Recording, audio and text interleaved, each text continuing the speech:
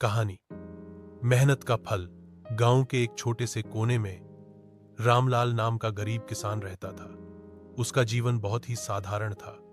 न तो उसके पास बड़ी जमीन थी, न ही घर में ढेरों साधन। बस दो छोटे बैल, आधा बीघा खेत और एक मिट्टी का कच्चा मकान ही उसकी पूंजी थी।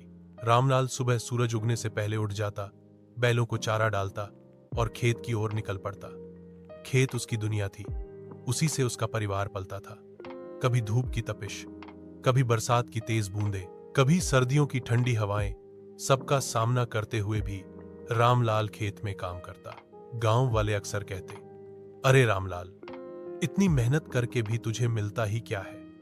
कर्ज चुकाने की चिंता अलग और पेट पालने की जद्दोजहद अलग। लेकिन रामलाल मुस्कुरा कर कहता, काम करना ही मेरी पूजा है। मैं मेहनत करूंगा, तभी धरती मां मुझे आशीर्वाद देगी। संघर्ष। उस साल बारिश देर से हुई, खेत में दरारें पड़ गईं, बीज अंकुरित नहीं हो पाए।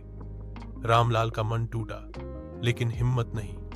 उसने अपने बैलों को कसकर हल चलाया, कुएं से पानी खींच खींच कर खेत सींचा और फिर से बीज डाले। गांव वाले हौसते, इतनी मेहनत क्यों, फसल फिर भी नहीं होगी। लेकिन रामलाल ने सुना नहीं। उसकी मेहनत धीरे धीरे रंग लाने लगी। छोटे छोटे पौधे अंकुरित हुए। हरे भरे खेत देखकर उसका मन खिल उठा। उम्मीद की किरण।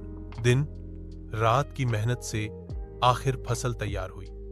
रामलाल ने सावधानी से कटाई की।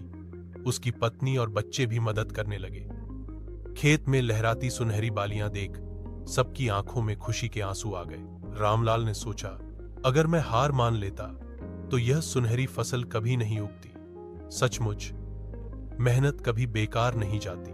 सीख फसल बेचकर रामलाल ने थोड़ा कर्ज चुकाया, थोड़ा घर के लिए अनाज रखा